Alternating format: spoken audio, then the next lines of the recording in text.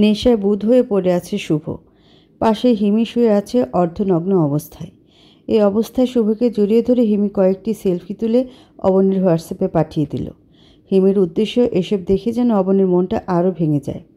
কোনো মেয়ে তার প্রিয়জনের পাশে অন্য মেয়ের ছায়াও সহ্য করতে পারে না, সেখানে নিজের স্বামীর বুকে অন্য মেয়েকে দেখে অবনীর কেমন লাগবে সেটা দেখার জন্য হিমির এই পৈশাচিক কর্মকাণ্ড। আর এসব দেখে অবনী আর কখনো না ফেরে সেই প্ল্যান। ফোনে নোটিফিকেশন সাউন্ড বাজতেই ফোন আনলক করে হোয়াটসঅ্যাপে হিমির পাঠানো ছবিগুলো দেখে নিজেকে স্থির রাখা সম্ভব হলো না অবনীর। মাথা ঘুরে মাটিতে পড়ে গেল। আকাশ এবং পিচ্চি অনেক চেষ্টা করে অবনীর হুঁশ ফেরালো। অবনী যে বিশাল বড় আঘাতে আবারও এলোমেলো, সেটা ছাপ স্পষ্ট অবনীর চোখে মুখে। কি হয়েছে জানতে চেয়েও আবার চুপ হয়ে গেল আকাশ। এই মুহূর্তে কোনো প্রশ্ন করা ঠিক হবে না। ফজরের আজান হলো। স্টেশনে গাড়ির ভিড় বাড়তে লাগলো। আকাশ অবনীকে বলল, এবার বাড়িতে যাবার গাড়ি তো পেয়ে যাবেন, তাহলে আর দেরি কেন? অবনী বলল, আপনি কোথায় যাবেন? আকাশ মৃদু হেসে বলল, আমি তো যা যাবর, পুরো পৃথিবীটা আমার, যেদিকে দুচোখ যায় চলে যাব। অবনী বলল, আপনি আমার এত বড় উপকার করলেন, যদি বন্ধু ভাবেন তাহলে আমার একটা কথা রাখবেন। বলুন। আপনিও আমাদের সাথে চলুন। কিন্তু? কোনো কিন্তু নয়। আপনার যতদিন ইচ্ছে আমাদের ওখানে থেকে তারপর না হয় চলে যাবেন। ওকে, এত করে যখন বলছেন তখন আর না করি কিভাবে? পিচ্চি আকাশকে বলল। এত করে বলল কই ভাই, একবারই তো বলল, ভাব তো সুবিধার মনে হচ্ছে না। আকাশ পিচ্চির মুখ চেপে ধরল।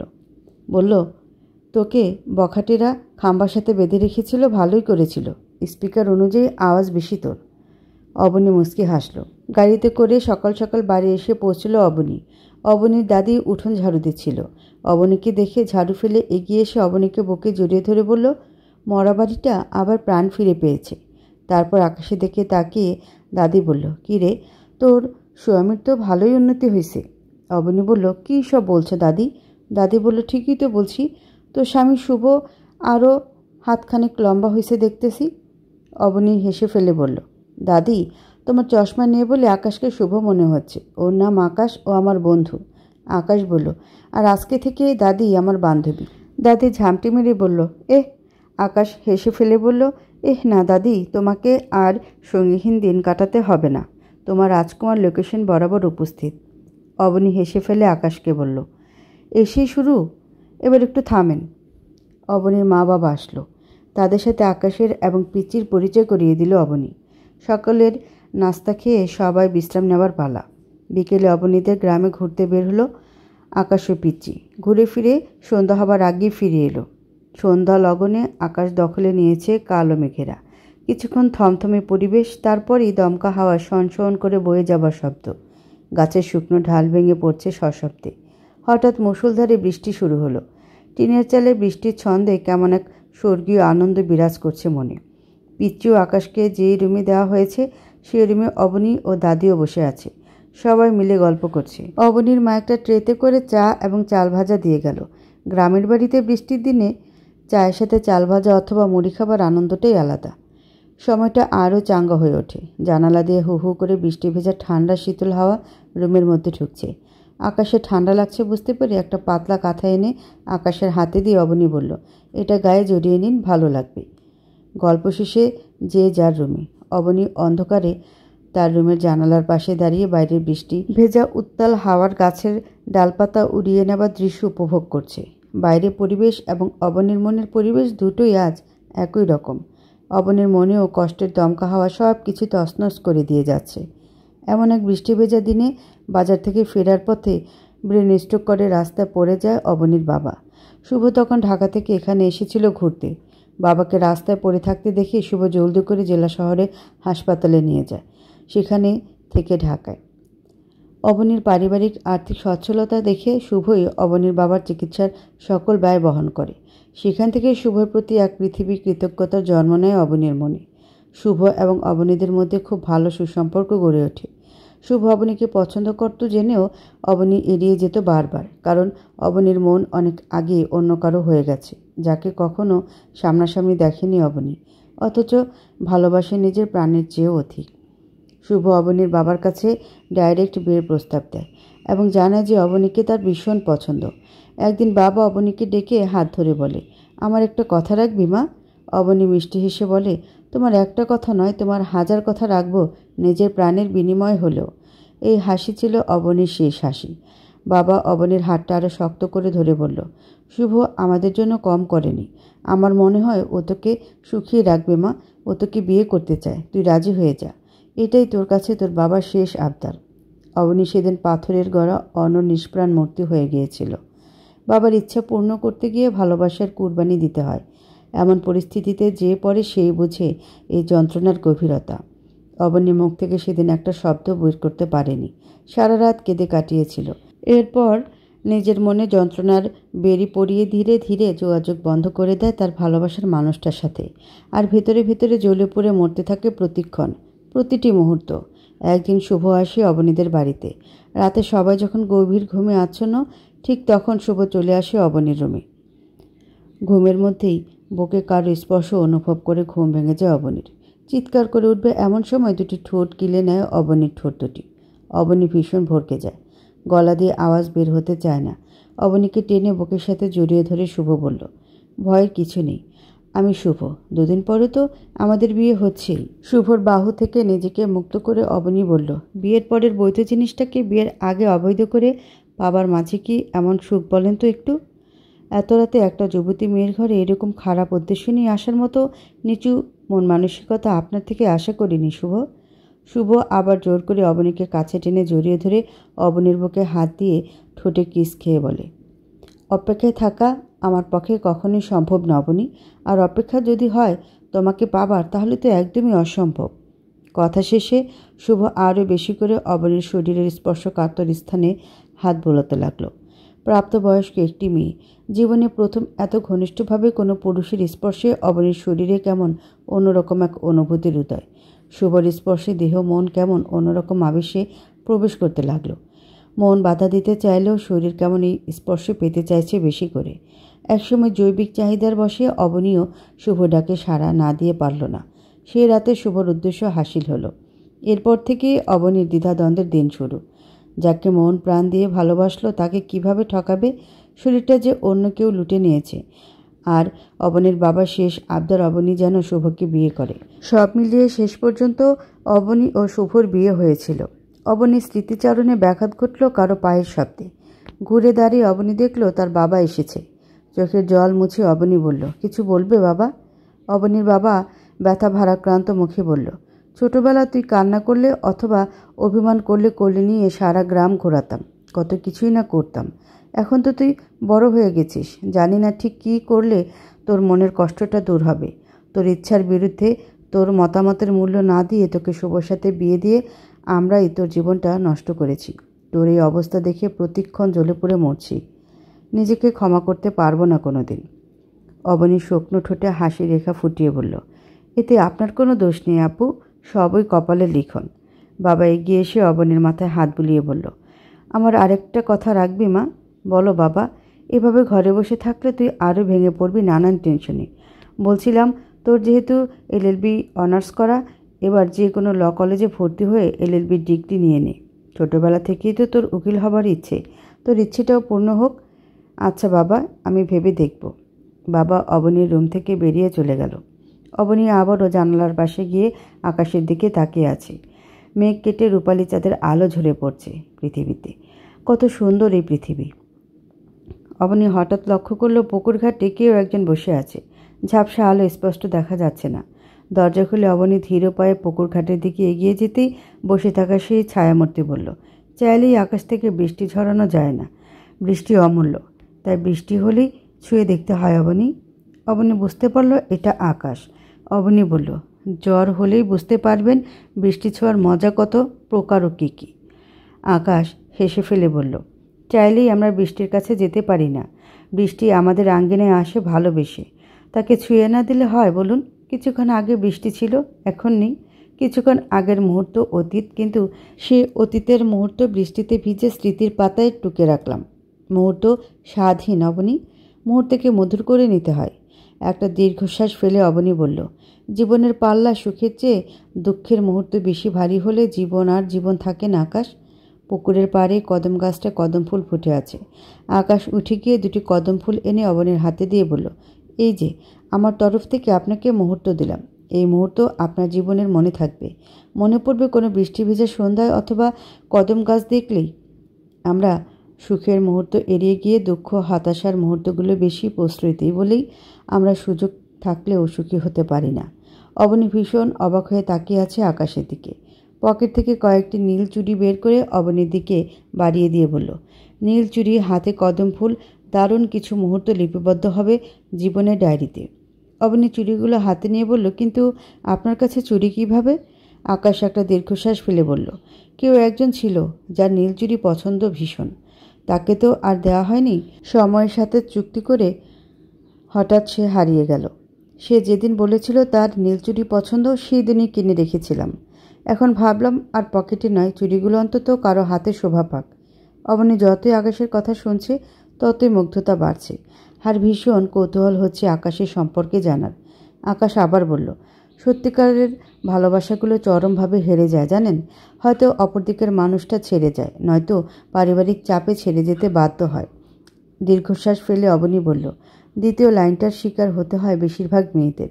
পরিবারের চাপিয়ে দেওয়ার সিদ্ধান্ত চুপ করে মেনে নিয়ে নিজের সুখ স্বপ্ন বিসর্জন। মেয়েরা আসলে ভীষণ অসহায় আকাশ। আকাশ বলল, মেয়েরা অসহায় নয় মোটে। নিজেকে অসহায় ভাবার কারণে ওরকম মনে হয়।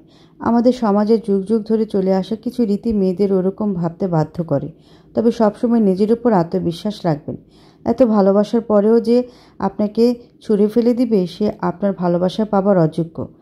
তার জন্য নিজের জীবন থামিয়ে না রেখে নতুন করে জীবনকে গতি দান করুন। অবনী চুপচাপ। আকাশ বলল, কাল সকালেই আমাকে যেতে হবে। কোথায় যাবেন? যেদিকে দুচোখ যায়। আর কখনো দেখা হবে না আমাদের, হয়তো, যদি বেঁচে থাকি তবে। কথা শেষে আকাশ উঠে রুমে চলে এসে শুয়ে পড়ল। অবনীর চোখে জলের উপস্থিতি। ভালো রাখার মানুষগুলোর উপস্থিতি খুব কম সময়ের হয় জীবনে। সকালে আকাশ চলে গেল। এরপর 2.5 বছর অতিবাহিত। এরই মধ্যে ল কলেজ থেকে ডিগ্রি অনার্স করে অবনী একজন উকিল।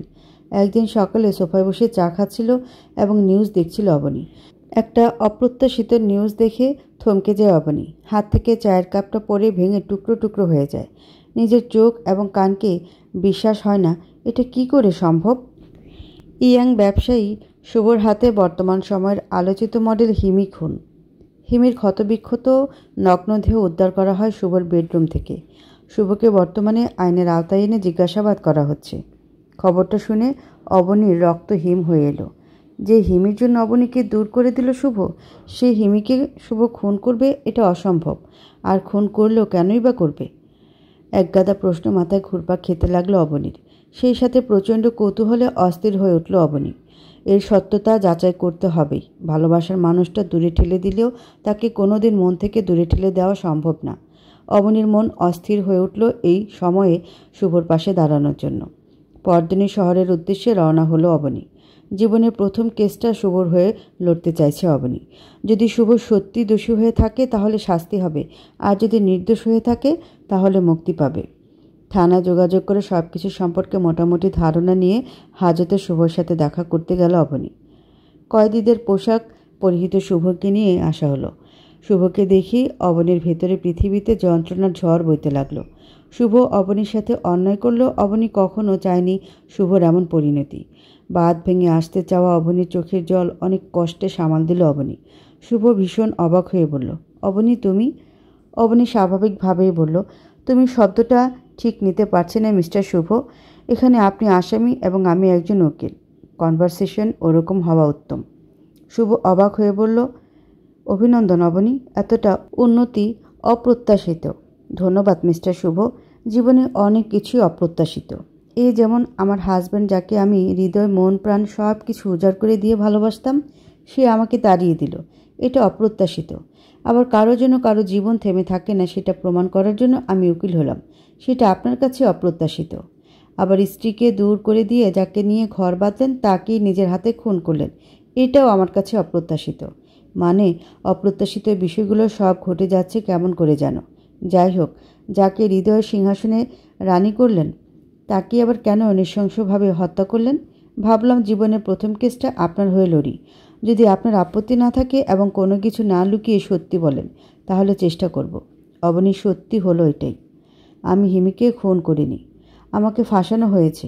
সবার কাছে জবাবদিহিতা করতে করতে আমি ক্লান্ত। তাই এর বেশি কিছু বলার ইচ্ছে আমার নেই। জীবন বাঁচানোর জন্য মিথ্যা বললেও দোষ নেই। আর আপনি নির্দোষ হয়ে নিজেকে নির্দোষ প্রমাণের জন্য অন্তত সত্যটাই না হয় বলবেন, জবাবদিহিতা করবেন শুভ, এটা স্বাভাবিক। কথাবার্তা শেষে শুভকে ভেতরে নিয়ে যাওয়া হলো। অবনী বেরিয়ে এসে সোজা শুভর বাসার উদ্দেশ্যে রওনা হলো। মাঝপথে হঠাৎ অবনীর মজনুর কথা মনে হলো। মজনু যে হিমির ড্রাইভার ছিল। মজনুকে খুঁজে বের করল অবনী। মজনুর চেহারাও ভয়ের ছাপ স্পষ্ট। পুলিশ মজনুকে শহরের বাইরে যেতে নিষেধ করেছে আপাতত। অবনী অভয় দিয়ে মজনুকে বলল, মজনু, যারা এটা করেছে তারা মাস্টার প্ল্যান করেই করেছে। সত্যিটা সামনে আনতে না পারলে তুমিও ফেঁসে যেতে পারো। খুনের রাতে ঠিক কী কী হয়েছিল আমার সব খুলে বলো। পুরো দিনটায় কী কী করেছিল হিমি, কোথায় কোথায় গিয়েছিল। মজনু একটু ভেবে বলল, ম্যাডাম, সেদিন পুরোটা দিন হিমি ম্যাডাম বাসায় ছিল, শুভ স্যারের বাসায়। সন্ধ্যা শহরের নামকরা বার বুলুবারে গিয়েছিল। সেখানে আরও একজন জনপ্রিয় মডেল নুসাইবা নিশি ম্যাডাম ছিল। হিমি ম্যাডাম এবং নিশি ম্যাডামের মধ্যে বেশ কিছুদিন ধরে একটা ঝামেলা চলছিল। ব্লুবারের মালিক মিসেস পূর্ণতা কবির অ্যাড কোম্পানির মালিক হওয়ায় দুজনকে ডেকেছিল দুজনের মধ্যে রাগারাগির অবসান ঘটিয়ে মিল করিয়ে দেবে বলে। কিন্তু হিমি ম্যাডাম এবং নুসাইবা নিশি ম্যাডাম দুজনের কেউ আপোষে আসতে চাইছিল না। অবনী অবাক হয়ে বলল, কিন্তু দুজনের ভেতর গণ্ডগোল ছিল ঠিক কী নিয়ে? ম্যাডাম, ইতালিয়ান একটা কসমেটিক্স ব্র্যান্ড বাংলাদেশে প্রচারণার জন্য একটা অ্যাড নির্মাণ করার দায়িত্ব দেয় মিসেস পূর্ণতা কবিরের অ্যাড কোম্পানিতে। যেহেতু ইতালিয়ান নামকরা ব্র্যান্ড, কোটি টাকার ডিল। মিসেস পূর্ণতা কবির মডেল হিসেবে প্রথমে নুসাইবা নিশি ম্যাডামকে সিলেক্ট করলেও শুভ স্যারের সহায়তা নিয়ে হিমি ম্যাডাম নিশিকে সরিয়ে নিজে মডেল হিসেবে কন্ট্রাক্ট সাইন করে। এসব নিয়ে ঝামেলা চলছিল। আচ্ছা, তারপর কি হয়েছিল ব্লুবারে? হিমি ম্যাডাম আমাকে ডেকে বলেছিল তার ফিরতে অনেক রাত হবে, তাই আমি ওখান থেকে চলে আসছিলাম। কোথায় গিয়েছিলে? হিমির বাসায় নাকি শুভর বাসায়? আপনি চলে যাবার পর থেকে হিমি ম্যাডাম শুভ স্যারের বাসায় থাকতো সব সময়, তাই শুভ স্যারের বাসায় গিয়েছিলাম। শুভ তখন কোথায় ছিল? বাসায় ছিল ম্যাডাম। তখন আনুমানিক রাত কয়টা হবে? 10টা। শুভ কী করছিল বাসায় তখন? ঘুমাচ্ছিল ম্যাডাম। শুভ ঘুমাচ্ছিল শুনে ভীষণ অবাক হলো অবনী। রাত 2-3টার আগে তো শুভ কোনোদিন ঘুমায় না, ওই দিন কেন 10টার দিকেই ঘুম? অবনী বলল, ওই দিন শুভ কোথায় কোথায় গিয়েছিল বলতে পারো মজনু? না ম্যাডাম, তা তো জানি না। শুভর গাড়িটা কোথায়? বাসায় পার্কিংয়ে আছে। চলো আমার সাথে মজনু। কোথায় ম্যাডাম? শুভর বাসায়। মজনুকে নিয়ে অবনী শুভর বাসায় এসে পার্কিংয়ে ঢুকে শুভর গাড়ি আনলক করে মজনুকে বলল, গাড়ির মাইলেজ মিটারে দেখো শুভর গাড়ি নতুন কেনা থেকে এ পর্যন্ত কত কিলোমিটার চলেছে। মজনু দেখে বলল, ম্যাডাম, 8,545 কিলোমিটার। অবনী বাসায় সিসিটিভি ক্যামেরা চেক করে দেখল খুনের আগের দিন সকাল 9টায় গাড়ি নিয়ে বের হয়েছিল শুভ। বাসা থেকে অফিসে যেতে 20 কিলোমিটার এবং আসতে 20 কিলোমিটার, টোটাল 40 কিলোমিটার। মজনু অবাক হয়ে বলল, কিছু পাইছেন ম্যাডাম? অবনী বলল, জলদি শুভর অফিসে চলো, ওখানকার সিসিটিভি ফুটেজ চেক করতে হবে। অফিসের সিসিটিভি ফুটেজে দেখা যাচ্ছে 9:20 শুভ অফিসে এসে পৌঁছায়। তার মানে বাসা 9টার সময় বেরিয়ে শুভ ঠিক সময় অফিসে এসে পৌঁছেছিল। এরপর দেখা যায় সারাদিন স্টাফদের নিয়ে মিটিং সহ নানান অফিসিয়াল কাজে ব্যস্ত ছিল শুভ। রাত 8টায় অফিস থেকে বের হয় শুভ, কিন্তু বাসার সিসিটিভি ফুটেজে দেখা যাচ্ছিল শুভ বাসায় ফিরে রাত 9টায়। অফিস থেকে বাসায় ফিরতে 20 মিনিটের রাস্তা, বাকি 40 মিনিট শুভ কোথায় ছিল? অবনী মজনুকে বলল, মজনু, জলদি আবার শুভর বাসায় চলো। শুভর গাড়িতে তো জিপিএস ট্র্যাকিং সিস্টেম চালু আছে। বের করতে হবে ওই দিন শুভর গাড়ি কত কিলোমিটার পথ অতিক্রম করেছিল। ওই দিনের ডেটা নিশ্চয়ই স্টোর করা আছে। শুভর বাসায় এসে পার্কিংয়ে ঢুকে অবনী চেক করে দেখল ওই দিন শুভর গাড়ি টোটাল 45 কিলোমিটার পথ অতিক্রম করে। তার মানে অফিস থেকে ফেরার পথে ওই বাড়তি 40 মিনিট কোথাও কাটিয়েছিল, যেখানে আসতে যেতে ওই বাড়তি 5 কিলোমিটার। হঠাৎ অবনীর মনে পড়ল শুভ প্রায়ই অফিস থেকে ফেরার পথে নবনীতা কফি শপে কফি খাবার জন্য যেত। অবনীর ধারণা এবার মিলে যাচ্ছে। ওই রাতে শুভর জলদি ঘুমিয়ে পড়ার রহস্য নিশ্চয়ই ওই কফি শপের সাথে জড়িত। শুভ এবং হিমি যে গভীর ষড়যন্ত্রের শিকার তাতে বিন্দু মাত্র সন্দেহ নেই। হঠাৎ গুলির শব্দে লাফিয়ে উঠল অবনী। তাকিয়ে দেখল একটা বুলেট মজনুর মাথা ভেদ করে বেরিয়ে গেল। মজনু মাটিতে লুটিয়ে পড়ল। কালো মুখোশ পরিহিত খুনি এবার পিস্তলটা অবনীর দিকে তাক করল। হিমির বুকের বাম পাশের স্তন বরাবর ছুরি দিয়ে জখম করা হয়েছিল বিভৎস রকমের। আর এখন যে খুনি অবনীর দিকে পিস্তল তাক করে আছে সেও পিস্তলটা বাম হাতে ধরে রেখেছে। তার মানে ইনি বাম হাতি। তাহলে বিষয়টি এমন নয় তো যে এই খুনি হিমিকেও খুন করেছিল? মানে খুনি যেহেতু বাম হাতি, খুনি এবং হিমি সামনাসামনি দাঁড়ালে খুনির ডান দিক, হিমির হবে বাম দিক। খুনির ডান হাত দিয়ে ছুরি চালালে হিমির বুকের বাম পাশে ক্ষত হতো, কিন্তু পুলিশের ভাষ্যমতে ক্ষত হিমির বুকের বাম পাশে, তার মানে খুনির বাম হাতে হবার আশঙ্কা 90%। যে কারণে সামনাসামনি ছুরি চালালেও বাম হাত দিয়ে চালিয়েছে বলে হিমির বুকের বাম পাশে জখম হয়েছে। অবনী এসব হিসাব মিলাতে মিলাতে পিস্তলধারী খুনি কখন একেবারে কাছে এসে মাথায় পিস্তলের নল ঠেকিয়েছে অবনী টেরও পায়নি। খুনি পিস্তলের ট্রিগারে চাপ দিবে, ঠিক এই মুহূর্তে অবনী খপ করে এক হাত দিয়ে খুনির হাতটা ধরে ফেলে, অন্য হাত দিয়ে চুলের পিন এনে মুহূর্তে বসিয়ে দিল খুনির পিস্তল ধরা হাতে। ব্যথায় পিস্তলটা ছেড়ে দিয়ে খুনি নুয়ে পড়তেই অবনী খুনির মাথার চুল ধরে তলপেটে একটা লাথি মারতেই খুনি মাটিতে লুটিয়ে পড়ল। সেই সুযোগে পিস্তলটা উঠিয়ে নিয়ে দৌড়ে পালালো অবনী। পিস্তলে নিশ্চয়ই খুনির হাতের ছাপ রয়েছে ভেবে অবনী একটু স্বস্তির নিঃশ্বাস ফেলল। পরক্ষণে মনে হলো খুনির হাতে তো হ্যান্ড গ্লাভস পরা ছিল, সুতরাং ছাপ থাকার কোনো সম্ভাবনা নেই। যাই হোক, এবার যেতে হবে নবনীতা কফি শপে। ওই দিন শুভর সাথে কী ঘটেছিল, কেন কফি শপ থেকে ফিরে ওই রাতে এত জলদি ঘুমিয়ে পড়েছিল শুভ, কিছু তো একটা গণ্ডগোল আছে। কফি শপে এসে ঢুকতেই কফি শপের মালিক নবনীতা হাস্যোজ্জ্বল মুখে এগিয়ে এসে বলল, আরে আপনি শুভর প্রথম স্ত্রী অবনী ভাবি না? অবনী হেসে বলল, হ্যাঁ, আপনার ধারণা ঠিকই আছে। নবনীতা একজন ওয়েটারকে ডেকে বলল, একটা স্পেশাল কফি নিয়ে আসো ম্যাডামের জন্য। অবনী হেসে নবনীতাকে বলল, অসংখ্য ধন্যবাদ আপনাকে। আচ্ছা, একটা হেল্প করবেন? কি হেল্প চাচ্ছেন বলুন অবনী। আচ্ছা, লাস্ট যেদিন শুভ এসেছিল আপনার কফি শপে, সেদিন অস্বাভাবিক কিছু লক্ষ্য করেছিলেন ওর মাঝে, আচরণে অথবা অন্য কিছুতে? তারিখটা বলতে পারবে অবনী? হ্যাঁ, 14 তারিখ। আসলে ওই দিন আমি আমার এক বান্ধবীর বিয়েতে গিয়েছিলাম, তাই শপে আসেনি, এবং ওই দিন আমার কফি শপের সকল স্টাফদেরও রাত 8টায় ছুটি দিয়ে দিতে বলেছিলাম ম্যানেজারকে, এবং সবাইকে ছুটি দিয়ে সব কিছু গোছগাছ করে যেতে যেতে ম্যানেজারের সবসময় একটু দেরি হয়। ওর চোখে কিছু পড়েছে কি না সেটা ওকে জিজ্ঞেস করলেই জানা যাবে। প্লিজ একটু ডাকেন তাকে। নবনীতা একজন ওয়েটারকে দিয়ে ম্যানেজার জান্নাতকে ডেকে পাঠালো। জান্নাত এসে সালাম দিয়ে অবনীর দিকে তাকিয়ে মিষ্টি হাসি দিয়ে বলল, বলুন ম্যাম, কিভাবে আপনার সাহায্য করতে পারি? আচ্ছা, তোমরা কথা বলো, আমি একটু বেরোবো বলে নবনীতা উঠে চলে গেল। অবনী মিষ্টি হেসে জান্নাতকে বলল, সেদিন লাস্ট যখন শুভ তোমাদের কফি শপে এসেছিল কফি খেতে, সেদিন ওর ভেতর অস্বাভাবিক কিছু লক্ষ্য করেছিলে জান্নাত? জান্নাত একটু ভেবে বলল, না তো, তেমন কিছু লক্ষ্য করিনি। অতিরিক্ত মানসিক চাপ অথবা এমন কিছু? না ম্যাডাম। আচ্ছা জান্নাত, ওই দিন তো স্টাফদের ছুটি দিয়ে দিয়েছিলে 8টায়, আর শুভ এসেছিল 8টার পরে, তাহলে কফি কে রেডি করে দিয়েছিল?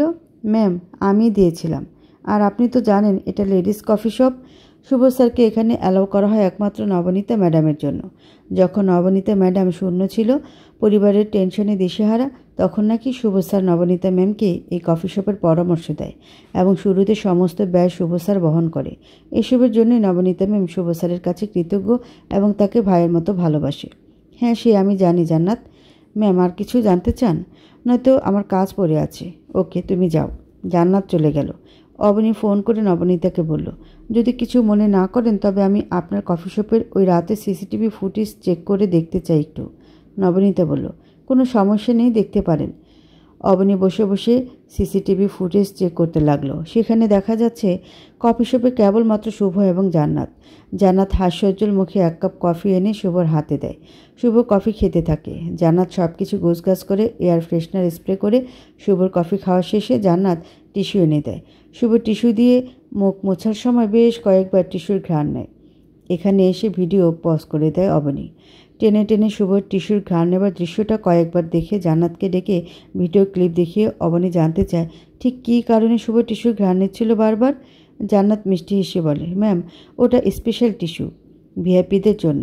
ওর ঘ্রাণটা খুব সুন্দর বলেই হয়তো শুভ স্যার বারবার ঘ্রাণ নিচ্ছিল।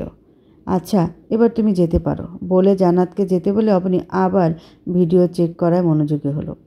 মজনুকে খুন করা, সেই খুনি যে অবনীকেও খুন করতে চেয়েছিল। তার হাতে হাত মোজা পরে থাকার কারণে পিস্তলটা খুনির হাতের ছাপ না থাকলেও অবনী যখন খুনির চুল ধরে তলপেটে লাথি মেরেছিল তখন খুনি পড়ে যাওয়ায় খুনির কয়েকটা চুল ছিঁড়ে অবনীর হাতে রয়ে গিয়েছিল। সেটার ফরেন্সিক তদন্ত করালে অন্তত খুনিকে শনাক্ত করা যাবে। ভিডিওতে একটা বিষয় এতক্ষণ অবনী খেয়ালই করেনি। হঠাৎ খেয়াল করতেই অবনীর মাথায় নতুন প্রশ্নের উদয়।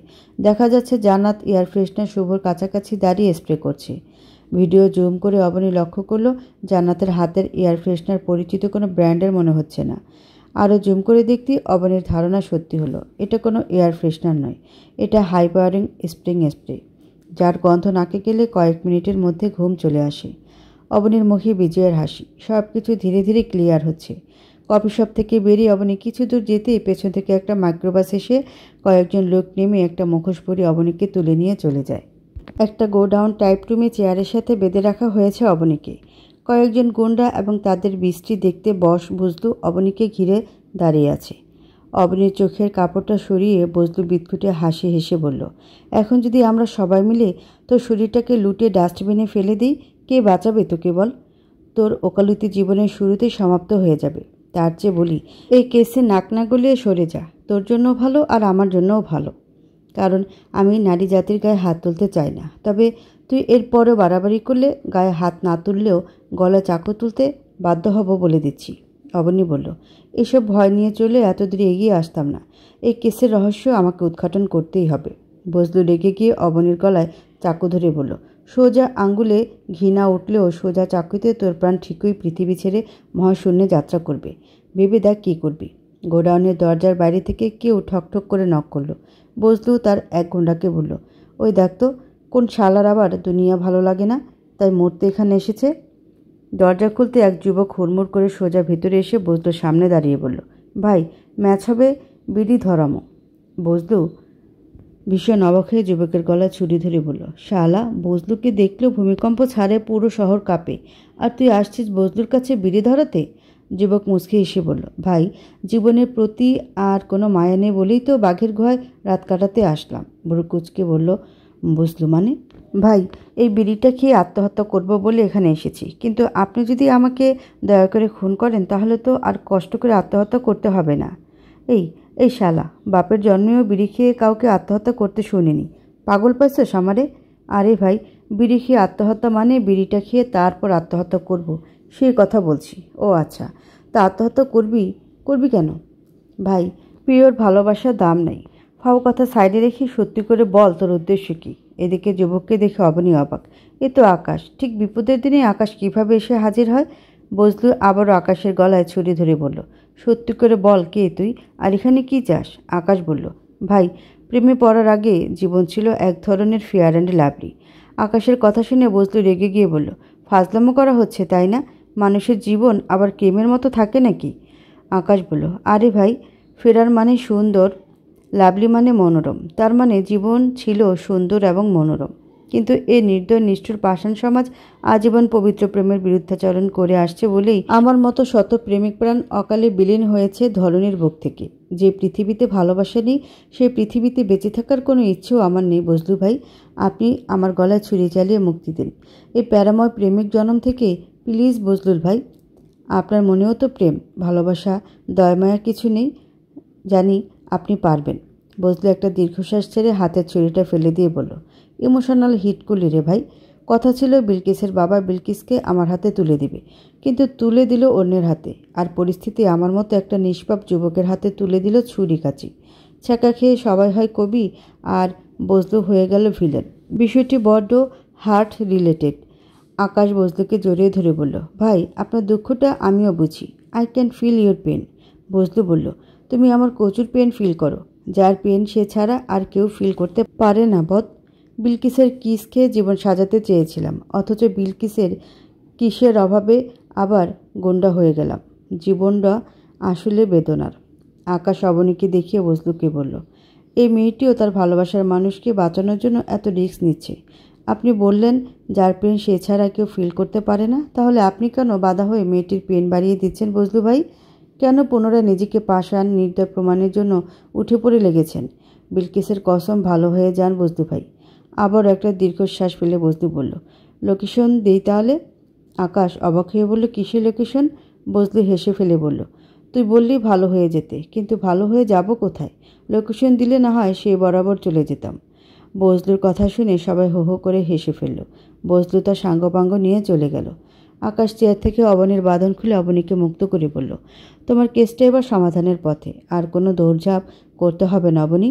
আর তুমি যাদের সন্দেহ করেছ তারা কেউ মূল আসামি নয়, মূল ষড়যন্ত্রকারী সকলের ভাবনার বাইরের কেউ। অবনী অবাক হয়ে বলল, কে এসে? আকাশ বলল, পুরো মাস্টার প্ল্যান আবিদার, উঠতি মডেল আমাতুল্লাহ আবিদার।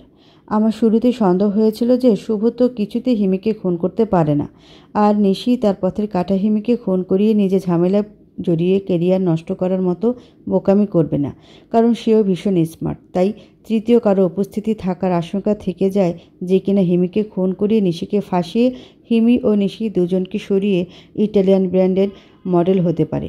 এবং সে আর কেউ নয়, আবিদা।